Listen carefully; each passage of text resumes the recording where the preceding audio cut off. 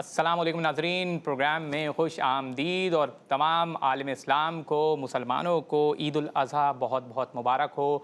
आज इस मुक़द्दस मौके पर हम सब जमा हुए हैं, ख़ास तौर पे इस ईद की खुशियों और इबादतों को समेटने के लिए, इस हवाले से ख़ास तौर पे बात करने के लिए कि ईद उल अज़हा का असल पैगाम क्या है, वो क्या ज़िम्मेदारियाँ हैं जो मुसलमानों के ऊपर आज आयद होती हैं, ख़ास तौर पे बैनुल अक़वामी उमूर के हवाले से देखा जाए और लोकल इशूज़ के ऊपर भी देखा जाए। हर तरफ अफरा तफरी है, हर तरफ कुछ ना कुछ इशूज़ हमारे सामने आ रहे हैं जिनके हवाले से मुसलमानों की बहुत सारी ज़िम्मेदारियाँ बनती हैं। ईद उल अज़हा के जो हमें हज़रत इब्राहीम अलैहिस्सलाम, हज़रत इस्माईल अलैहिस्सलाम की कुर्बानी की याद दिलाती है और साथ साथ ये वो मुक़द्दस महीना है कि जिसके अंदर हज भी है और हज में बहुत सारे मुसलमान इस हज के फ़रीज़े को भी अदा करते हैं, वहाँ पर जाते हैं, हज़रत इब्राहीम की कुर्बानियों को याद करते हैं। मगर क्या हम हज़रत इब्राहीम के कुर्बानी का मकसद को सही तरह से समझ पाए हैं? आज उस मकसद को क्या हम अपने ज़िंदगी में इस सुन्नत इब्राहीमी को सही तरह से अदा कर रहे हैं या नहीं कर रहे? इसका असल पैगाम क्या है?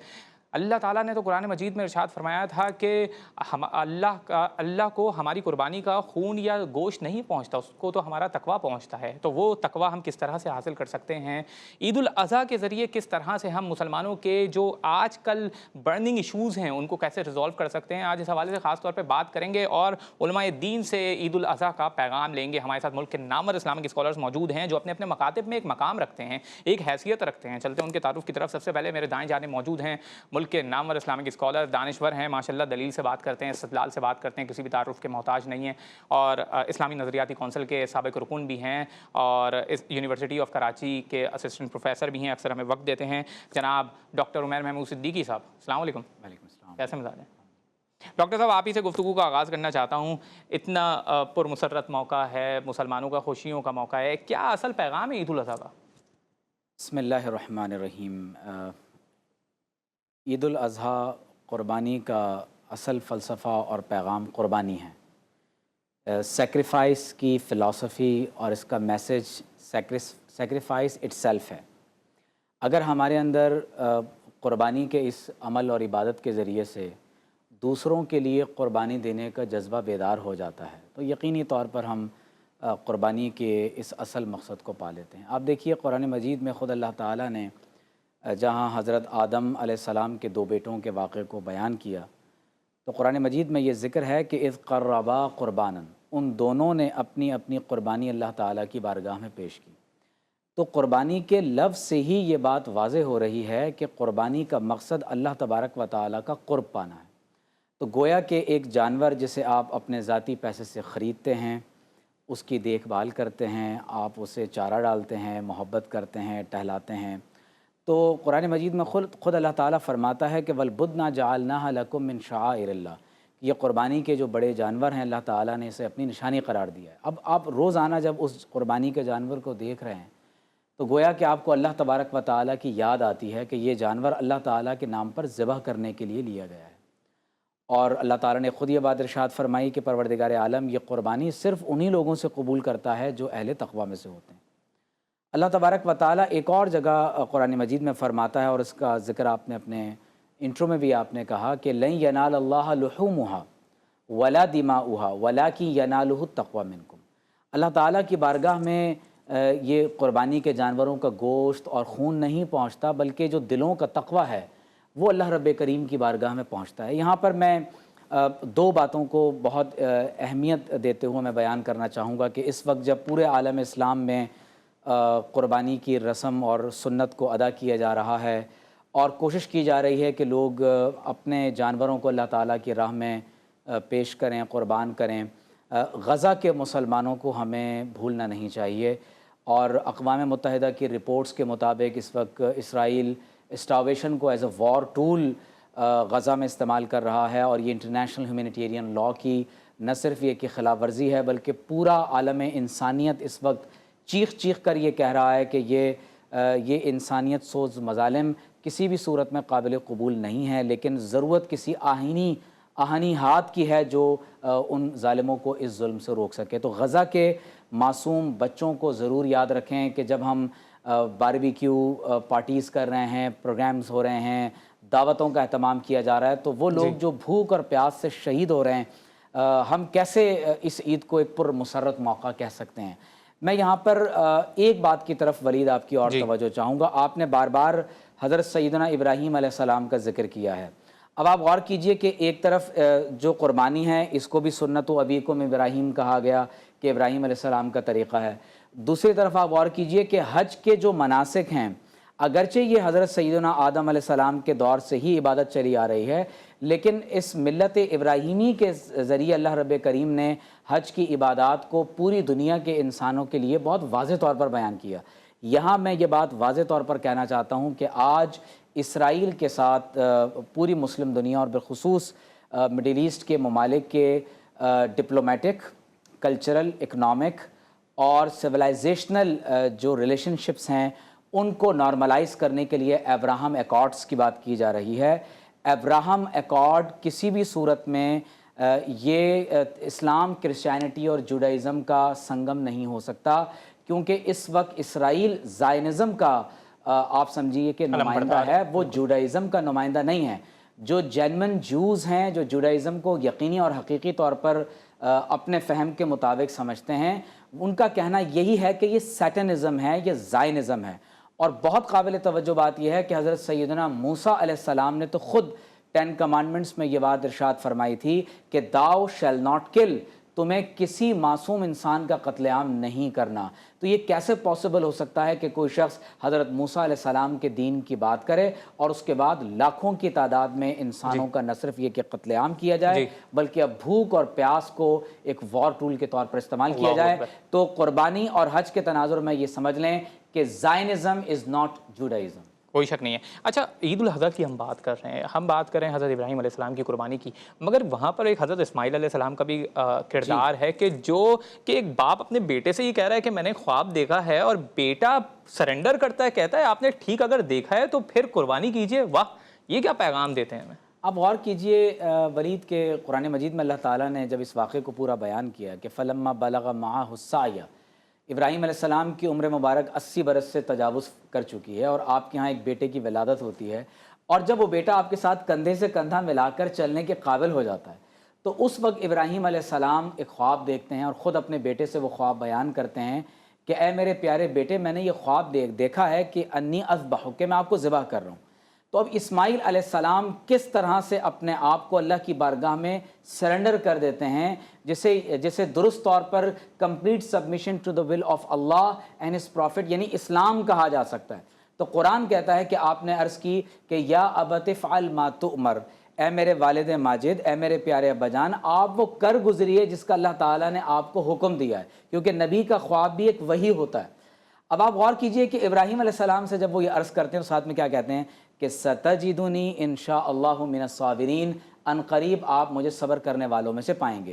اور جب اللہ تعالیٰ کے نبی ان کو ذبح کرنے کا ارادہ کر لیتے ہیں تو اللہ تعالیٰ کی طرف سے ایک ندا لگائی جاتی ہے کہ اے ابراہیم، آپ نے اپنے وعدے کو اور اپنے خواب کو سچ کر دکھایا. اور قرآن خود کہتا ہے کہ فلما اسلما وتلہ للجبین، کہ جب ان دونوں نے اپنے آپ کو اللہ کی بارگاہ میں سرنڈر کر دیا اور اپنے بیٹے کو پیشانی کے بل لٹا دیا، اس وقت اللہ تعالیٰ فرما رہا ہے کہ اے ابراہیم، آپ نے اپنا خواب، اپنا وعدہ سچا کر دکھایا. وَتَرَكْنَا عَلَيْهِ فِي الْآخِرِينَ، اللہ نے قیامت تک ابراہیم علیہ السلام کے ذکر کو تمام تر انسانیت میں جاری و ساری فرما دیا. آپ غور کیجئے، اسی لیے اللہ تعالیٰ فرماتا ہے سلام علی ابراہیم، ابراہیم علیہ السلام پر اللہ تبارک و تعالیٰ کا سلام ہو.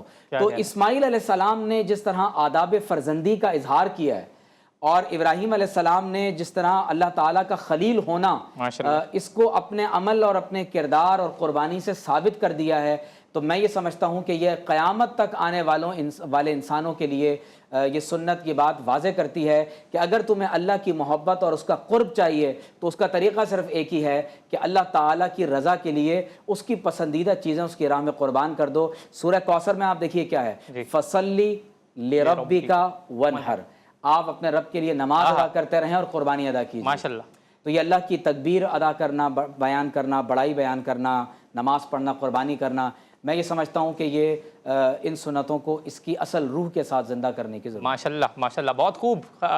کوئی شک نہیں ہے کہ عید الاضحیٰ قربانی کا، فرما برداری کا ایسا درس دیتی ہے کہ جس کی کوئی دوسری مثال نہیں ہے، کہ اللہ کی رضا حاصل کرنے کے لیے آپ اپنی پسندیدہ ترین چیز، یہاں تک کہ ہر چیز قربان کر سکتے ہیں، مگر اللہ کی رضا قربان نہیں کرتے۔ اللہ کی رضا کی قربانی، اللہ کی رضا حاصل کرنے کے لیے ہر چیز قربان کی جا سکتی ہے۔ ناظرین، چھوٹا سا بریک لیتے ہیں، بریک کے بعد اس خوبصورت سی گفتگو کو مزید آگے بڑھائیں گے۔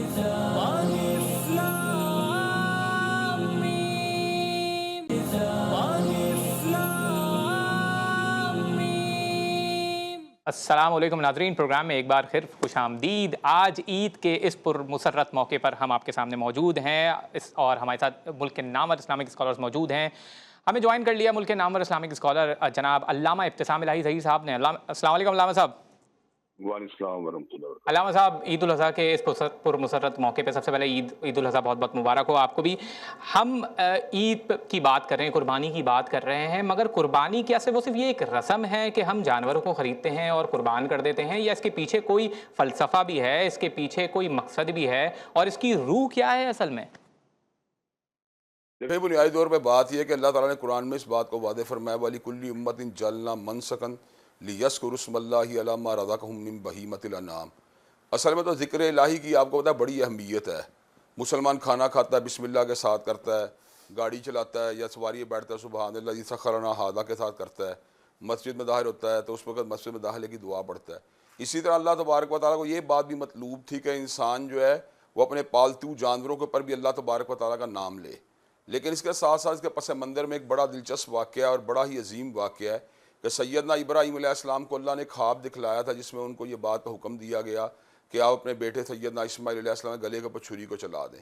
انبیاء علیہ السلام کے جو خواب ہوتے ہیں وہ اللہ تعالیٰ کی طرف سے وحی اور حجت ہوتے ہیں، اور وہ تمام امتوں کے لیے ان کے اوپر جو ہے نا ایک مثال ہوتی ہے ان خوابوں کے ذریعے بھی۔ تو سیدنا ابراہیم علیہ السلام نے بیٹے سیدنا اسماعیل علیہ السلام کو یہ بات کہی کہ انی ارا فی المنام انی اذبحک فانظر ماذا تری، اے میرے بیٹے میں نے خواب میں دیکھا کہ آپ کے گلے کے اوپر چھری کو چلا رہا ہوں، تو آپ کی کیا رائے ہے؟ تو اس موقع پہ سیدنا اسماعیل علیہ السلام نے بڑا ہی عظیم جواب دیا، کہا یا ابت افعل ما تؤمر ستجدنی انشاءاللہ من الصابرین، اے میرے بابا جس بات کا آپ کو حکم دیا گیا ہے آپ اس پہ عمل کر لیجئے، انشاءاللہ مجھے صبر کرنے والوں میں سے پائیں گے۔ تو اللہ تعالیٰ نے قربانی قبول کر لی، جنت کا مینڈا ذبح ہو گیا، لیکن ساتھ ہی ساتھ ہمارے لیے ایک نمونہ بھی بن گیا کہ ہم نے جب ذبح کرنا ہے تو اس بات کو مد نظر رکھ کے ذبح کرنا ہے کہ جس طرح سیدنا ابراہیم علیہ السلام نے اپنی متاع عزیز کے گلے کے اوپر چھری کو رکھ دیا تھا، ہمیں بھی یہ پتہ ہونا چاہیے کہ آیا یہ کہ ہم جس وقت عید کے موقع پہ جانوروں کو ذبح کر رہے ہیں کہیں ایسا تو نہیں کہ ہمارے عقائد، ہماری عبادات، ہمارے رسوم و رواج، ہمارے معاملات جو ہیں وہ اسی کے اسی طرح رہیں گے، فقط ظاہری طور پر ہم جانور کو ذبح کر رہے ہوں گے۔ اللہ نے اسی حقیقت کو یوں بیان فرمایا ہے لن ینال اللہ لحومھا ولا دماؤھا ولکن ینالہ التقوی منکم، اللہ کو تمہارا گوشت اور خون نہیں پہنچتا بلکہ اللہ تبارک و تعالیٰ کو تمہارے دل کا تقوی پہنچتا ہے۔ تو اگر تقوی کے ساتھ قربانی کی جائے گی اور اس جذبے کے ساتھ قربانی کی جائے گی کہ جانور کی قربانی تو ایک سمبل ہے، اصل میں ہم اپنی ہر چیز کو اللہ تعالیٰ کے لیے قربان کرنے کے لیے تیار ہیں، اور یہ چھری اور جانور گلے کے اوپر چل رہی ہے ہماری بد اعتقادی کے اوپر، ہماری غلط سوچ و فکر کے اوپر، ہمارے غلط رسوم و رواج کے اوپر بھی چلے گی، تو پھر آپ قربانی کی روح کو پانے میں کامیاب ہوں گے۔ اور قربانی کی جہاں ظاہری حیت تو جانور کے گلے کے اوپر چھری چلانا ہے، لیکن باطن میں اس کے اندر اللہ تبارک و تعالیٰ کو دل کا تقوی مطلوب ہے۔ اگر یہ دل کا تقوی ہوگا تو انشاءاللہ ہماری قربانیاں اللہ تعالیٰ کے یہاں پہ مقبول ہوں گی، اور اگر دل کا تقوی نہ ہوا تو فقط گوشت اور خون جو ہے اس کا بہاؤ جو ہے وہ اللہ تعالیٰ کو مطلوب نہیں ہے۔ بے شک، کوئی شک نہیں ہے۔ علامہ صاحب، میں اس حوالے سے اور بھی یہ جاننا چاہ رہا ہوں کہ وحدت کی علامت بھی تو اس کو سمجھا جاتا ہے۔ آج اس پرمسرت موقع پہ مسلمانوں کے جو عام مسائل ہیں، یعنی ہم بات کر رہے ہیں خود قربانی سے ریلیٹڈ بھی کچھ مسائل ہیں، ہم جب قربانی کرتے ہیں قربانی کے جانوروں کا، آپ کو پتہ ہے کہ فضلہ ہمارے شہروں میں، ہماری گلی محلوں میں اس کا ڈھیر بن جاتا ہے، ہماری گلی محلے اس سے، تو کیا مسلمانوں کی ذمہ داری اس حوالے سے عائد نہیں ہوتی کہ وہ اس کے حوالے سے بھی کام کریں، صفائی کو بھی اپنائیں، اور صفائی اس طرح سے کریں کہ لوگوں کو یہ تہوار خوشیوں کا تہوار لگے، برائیوں کا، گندگی کا تہوار نہ لگے؟ دیکھیں یہ نظافت جو ہے یا طہارت جو ہے یہ تو ایمان کا حصہ ہے۔ اللہ تعالیٰ نے ان مسجدوں کا ذکر کیا جن مسجدوں کے اندر کھڑے ہونے کا مقصود یہی ہے، لمسجد اسست علی التقوی من اول یوم حق ان تقوم فیہ رجال یحبون ان یتطہروا واللہ یحب المطہرین، کہ اللہ تعالیٰ چاہتے ہیں ہم ایسی مسجدوں میں کھڑے ہوں جہاں تقویٰ کی بات ہوتی ہے، جہاں پہ طہارت کا حصول کیا جاتا ہے، اس لیے کہ وہاں پر ایسے لوگ ہوتے ہیں جو طہارت کو پسند کرتے ہیں، اللہ کو طہارت سے محبت ہے۔ تو نظافت و طہارت چاہے وہ باطنی ہو چاہے ظاہری ہو، یہ اللہ تبارک و تعالیٰ کو مطلوب ہے۔ باطنی طہارت جو ہوتی ہے اس میں دل بھی صاف ہوتا ہے، اس کے اندر آپ کی آنکھیں بھی صاف ہوتی ہیں اور اس کے اندر آپ کی روح بھی صاف ہوتی ہے اور آپ کے جو جذبات احساسات بھی صاف ہوتے ہیں، اور ظاہری طہارت کے اندر آپ کا مال بھی صاف ہونا چاہیے، اور ذات ساتھ آپ کو گرد و نواح میں اگر کوئی گندگی نظر آئے تو آپ کو اس گندگی کو بھی ہٹانا چاہیے۔ اب آپ اس بات کے اوپر غور کریں، جب سیدنا ابراہیم علیہ السلام کو اللہ تبارک و تعالیٰ نے بیت اللہ الحرام کے حوالے سے احکامات دیے تو اس میں طہارت کا بھی ذکر کیا کہ آپ بیت اللہ شریف کو جو ہے نا وہ صاف کیجئے۔ تو اس کا مطلب ہے یہ مسجدوں کو صاف کرنا یا عمومی طور پر صفائی کو اختیار کرنا، یہ تو انبیاء علیہ السلام کی سنت ہے۔ آپ مسواک کے اوپر غور کر لیں، آپ کپڑوں کی صفائی پہ غور کر لیں، یہ تمام کی تمام باتیں تو انبیاء علیہ السلام کے شعائر میں سے ہیں۔ اب اگر آپ اس موقع پہ نظافت و طہارت کا اہتمام نہیں کرتے تو اس کا مطلب یہ ہے کہ آپ اسلام کے آدھے حصے پر عمل کر رہے ہیں، قربانی کے آدھے حصے پر عمل کر رہے ہیں، اور جو اس سے متعلقہ دیگر احکامات ان کو نظر انداز کر رہے ہیں۔ بے شک، کوئی شک نہیں ہے۔ اچھا علامہ صاحب، ہم جب ایک طرف قربانی کی بات کر رہے ہیں اور دوسری طرف ہم صفائی کے حوالے سے بھی بات کر رہے ہیں، تو کیا یہ صرف انتظامی مسئلہ ہے یا مسلمانوں کی انفرادی ذمہ داری بھی ہے کہ یہ خود بھی صفائی کا خیال رکھیں، یا صرف انتظامیہ کے اوپر ڈال دیں تمام ذمہ داری؟ نہیں، دیکھیں اس میں دونوں حصے ہیں۔ انفرادی اعتبار سے جو میں میکسیمم کر سکتا ہوں مجھے وہ کرنا چاہیے، مجھے خون جو اچھے طریقے سے نالیوں کے اندر بہانا چاہیے، مجھے اس کا جو فضلہ ہے اس کو اچھے طریقے سے ڈمپ کرنے کی کوشش کرنی چاہیے، لیکن اس کے باوجود جو جگہ ڈمپ کرنے کے ان سے چیزیں اٹھوانا تو جو ہے انفرادی مسئلہ نہیں نا، پھر اس میں اجتماعیت انوالو ہو جاتی ہے۔ جس سوسائٹی میں آپ رہتے ہیں اس کی مینجمنٹ کی ذمہ داری ہے، شہر کی مینجمنٹ کی ذمہ داری ہے کہ جب اس جگہ پہ فضلہ پہنچ گیا یا اس جگہ پہ ناپاکی نجاست پہنچ گئی جہاں تک آپ کی ایکسیس تھی، یہ ایک انفرادی مسئلہ تھا، لیکن اب اجتماعی مسئلہ یہ ہے کہ اس کے بعد سوسائٹی اپنا کردار ادا کرے، شہر کی انتظامیہ اپنا کردار ادا کرے، صفائی کرنے والے ادارے اپنا کردار ادا کریں، تو اس میں جو ہے نا انفرادی ذمہ داریاں بھی بنتی ہیں اور اجتماعی ذمہ داریاں بنتی ہیں۔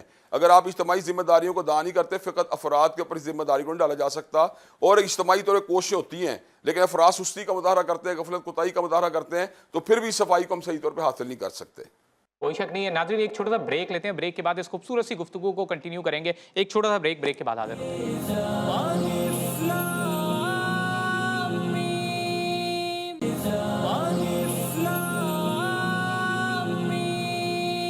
السلام علیکم ناظرین، پروگرام میں ایک بار پھر خوش آمدید۔ ماشاءاللہ آج اب تک تو اس وقت تک سب کے سب قربانی سے فارغ ہو چکے ہوں گے اور ماشاءاللہ قربانی کا گوشت بھی کھا چکے ہوں گے اور غریبوں میں تقسیم بھی کر چکے ہوں گے۔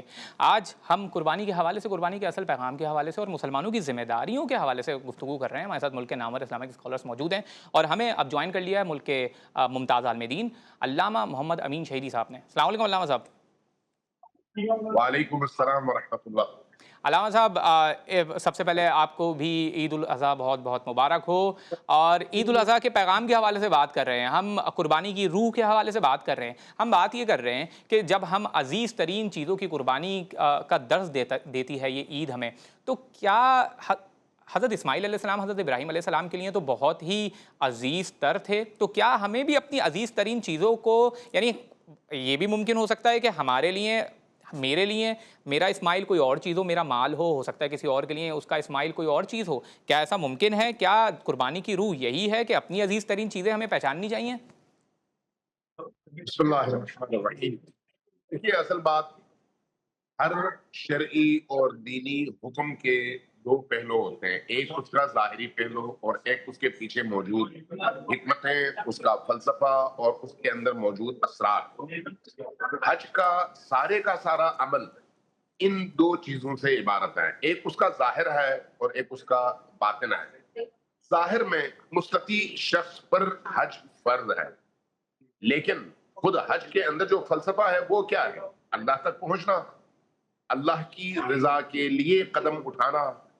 جب آپ حج کی نیت سے گھر سے نکلتے ہیں اور میقات میں احرام پہن کر حرم کی سرزمین میں داخل ہونا شروع کر دیتے ہیں، تو اس کے بعد فقہی طور پر، ظاہری طور پر آپ اپنے آپ پر وہ تمام چیزیں حرام کر لیتے ہیں خدا کے حکم سے جو عام زندگی میں آپ پر حلال تھی۔ یہ اس کا ظاہر ہے، اس کا ظاہر، لیکن یہ خود ایک پریکٹس ہے کہ اگر اس حکم کی بجا آوری کے دوران آپ پر جو حلال چیزیں تھیں وہ حرام ہو گئیں اور آپ نے اس کی پابندی کی، تو جو آپ کی اپنی گھر کی اور روٹین کی زندگی ہے اس میں جو اللہ نے حرام کی ہوئی چیزیں ہیں ان کی طرف آپ کیسے جا سکتے ہیں؟ تو اس کا مطلب یہ ہے کہ حج کے اس پورے سفر میں اس کا ہر رکن، ہر عمل، ہر قدم، اس کے پیچھے ایک فلسفہ ہے، حکمت ہے۔ اب جہاں تک آپ کے سوال کا تعلق ہے قربانی کے حوالے سے کہ حضرت ابراہیم نے اپنی قیمتی ترین متاع قربان کی، اس میں کوئی شک نہیں. حضرت ابراہیم کو جو حکم دیا گیا وہ کیا تھا؟ وہ یہ تھا کہ حضرت ابراہیم اپنی زندگی کے سب سے زیادہ قیمتی سرمایہ کو جو کہ اسماعیل ہے قربان کر دے. اور انہوں نے وہ قربانی دی، اپنی طرف سے انہوں نے قربانی دی. اللہ تبارک و تعالیٰ نے اس قربانی کو قبول کر کے اس کی جگہ ایک جانور بھیج دیا. ہمیں کہا کہ اس سنت کی پیروی کرو. اس سنت کی پیروی کا مطلب ایک جانور ذبح کرنا نہیں ہے، بلکہ اپنی خواہش، اپنی محبتوں اور اپنی چاہتوں کو ذبح کرنا ہے اللہ کے لیے. یعنی جہاں پر اللہ کی چاہت اور اللہ کی خواہش، میری خواہش اور میری چاہت سے ٹکرا جائے، وہاں پر میں اپنی چاہت اور اپنی خواہش کو ذبح کر کے اللہ کی چاہت اور اس کے حکم کو اپنے آپ پر نافذ کر سکوں، یہ قربانی ہے. البتہ اس کا جو ظاہری اس کی صورت ہے وہ اس بھیڑ اور بکرے کی صورت میں ہے. اب ہم چونکہ ایک انسانی معاشرے میں رہتے ہیں، انسانی معاشرے کے اندر اپنے ارد گرد آپ دیکھ لیں، جو لوگ قربانی کرتے ہیں اگر ان سے کہا جائے اچھا گوشت دوسروں کو دو تو ان کو برا لگتا ہے.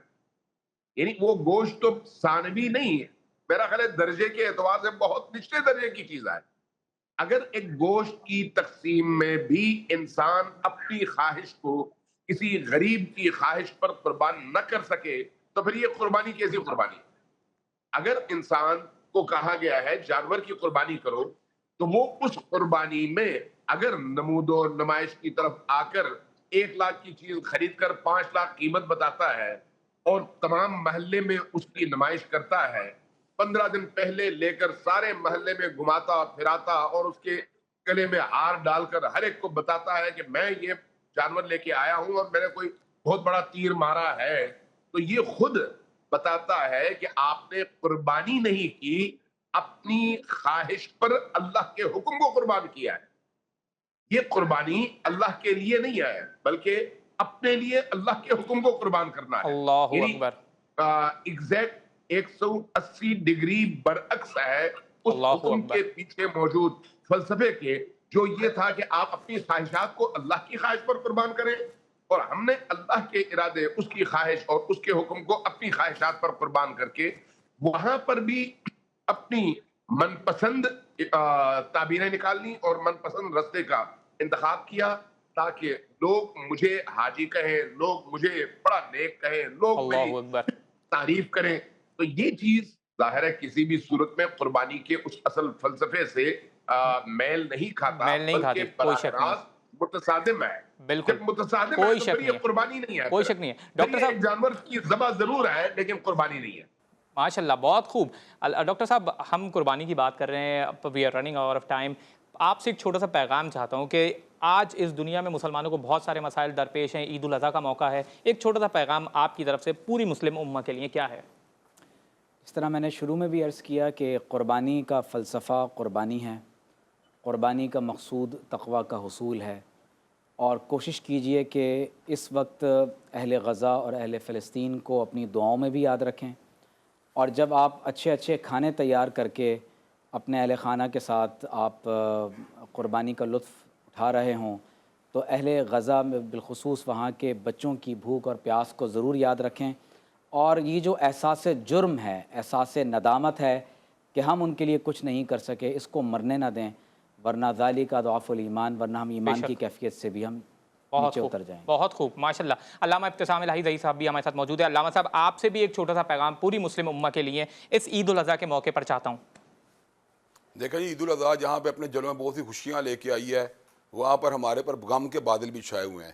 ہمارے بھائی فلسطین کے اندر، ہمارے بھائی کشمیر کے اندر، ہمارے بھائی برما اور دنیا کے بہت سے مقامات پر مظلومیت کی زندگی گزار رہے ہیں، بھوک پیاس کی زندگی گزار رہے ہیں، مجبوری کی زندگی گزار رہے ہیں. تو ہم اپنی دعاؤں میں، نیک تمناؤں میں انہیں بھی یاد رکھنا چاہیے، اور ان کے بارے میں ہمارے دل کے اندر سے جو ہے نا ایک احساس محبت، احساس قوت ضرور آنا چاہیے، اور اللہ کی بارگاہ میں ہمیں التجا کرنی چاہیے کہ اللہ آنے والی قربانیاں اور آنے والی عیدیں جو ہیں ان کے لیے بھی خوشیوں کی عیدیں ثابت ہوں. بہت خوب. علامہ صاحب آپ سے بھی ایک چھوٹا سا پیغام چاہتا ہوں اس آخری موقع پر. آپ کا بھی پیغام امت مسلمہ کے لیے عید الاضحیٰ کے موقع پر کیا ہے؟ عالم اسلام کی صورتحال ہے، اس میں تو جی چاہتا ہے کہ چلو بھر پانی میں پوری امت مر جائے ڈوب کر شرم سے اور لب نہ ہلے. اس وقت جو صورتحال ہے وہ یہ ہے. غزہ کی جو صورتحال ہے اس وقت تو اصل قربانی غزہ کی ہو رہی ہے, غزہ کے معصوم بچوں کی ہو رہی ہے, ماؤں کی ہو رہی ہے, ان کی گودی میں پلتے ہوئے ان 3 ماہ 4 ماہ 5 ماہ کے بچوں کی ہو رہی ہے.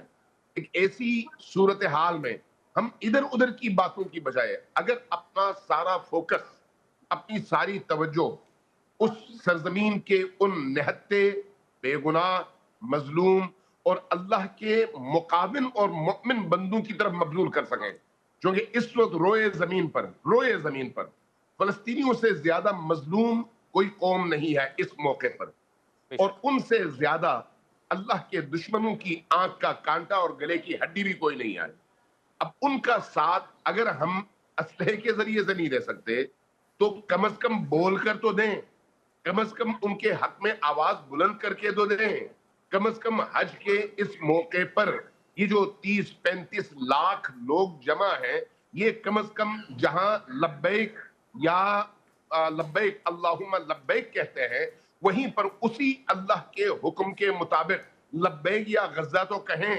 ہم بھی ان کی تاثیر اور ان کی پیروی میں لبیک یا غزہ کا نعرہ لگا کر اسی غزہ کے مظلوموں کی حمایت میں 2 بول تو بولیں اور ان پر ظلم کرنے والوں کے خلاف کم از کم لب تو کھولیں. اس وقت جو ذمہ داری ہے وہ یہ ہے, ہر انسان کی ذمہ داری ہے, صرف مسلمانوں کی نہیں, ہر انسان کی, لیکن مسلمانوں کی ذمہ داری سب سے زیادہ ہے. میں اس لیے شرمندہ ہوتا ہوں جب یہ دیکھتا ہوں کہ امریکہ کے اندر میکسیکو کا ایک جوان جو کرسچن ہے یہودیوں کے خلاف اسلحہ اٹھاتا ہے اور ان کو مارتا ہے اور آ کر خود سرنڈر کرتا ہے اور کہتا ہے کہ میں نے ان یہودیوں کو اس لیے مارا کہ یہ ان مظلوموں کا قتل عام کر رہے ہیں. میں سوچتا ہوں کہ مسلمان قتل نہ کریں, لڑیں نہیں, ٹھیک ہے, کسی بے گناہ پر ظلم نہ کریں کیونکہ اس کی اجازت شریعت نہیں دیتی, لیکن کم از کم آواز تو بلند کریں, کم از کم ان مظلوموں کی حمایت کے لیے لب تو کھولیں. اگر یہ بھی نہ کر سکیں تو پھر چلو بھر پانی میں ڈوب مریں. اللہ اکبر. بہت ہی خوبصورت پیغام علماء دین کی طرف ہمارے لیے آ رہا تھا. پوری امت کو آج ریفلیکٹ کرنے کی ضرورت ہے کہ وہ اسلامی تعلیمات کے اوپر صحیح طرح سے عمل کر رہے ہیں یا نہیں کر رہے. کیا وہ بعض چیزوں کو پک کرتے ہیں اور بعض چیزوں کو ریجیکٹ کر دیتے ہیں, صرف اپنے فائدے کی جو چیز ہیں اس کو اپناتے ہیں, جو اپنے خلاف جاری ہے, اپنے مفادات کے خلاف جاری ہے, اس کے اوپر عمل نہیں کرتے. اس قسم کے ایٹیٹیوڈ کو قرآن کنڈیم کرتا ہے. آج وہ وقت ہے کہ عید الاضحیٰ کے موقع پر ہم حضرت ابراہیم علیہ السلام, حضرت اسماعیل علیہ السلام کی قربانی کو بھی یاد رکھیں, اور وہ جو اس کی روح ہے کہ ہم آج قربان کر دیں لالچ کو, حسد کو, بے حسی کو, ان تمام خصائص رذیلہ جسے کہتے ہیں, ان سب کو قربان کر دیں اور اوصاف حمیدہ کو اپنائیں, اور اس قربانی کے ذریعے حضرت ابراہیم کی قربانی کو زندہ رکھ کر اپنے عمل سے اس قربانی کو مزید آگے بڑھائیں, لوگوں کو اچھا خوبصورت پیغام دیں, ماحول کی حفاظت کریں. اخوت و بھائی چارگی کا پیغام یہ عید دیتی ہے. اپنے اختلافات بھلا کر اکٹھا ہو جائیں کامن ایشوز کے اوپر اور ان معاشرتی اور انٹرنیشنل ایشوز کو ریزالو کریں. ناظرین, پھر کسی نئے موضوع کے ساتھ آپ کے سامنے حاضر ہوں گے. تب تک کے لیے اپنے میزبان ولی شیخ کو دیجیے اجازت.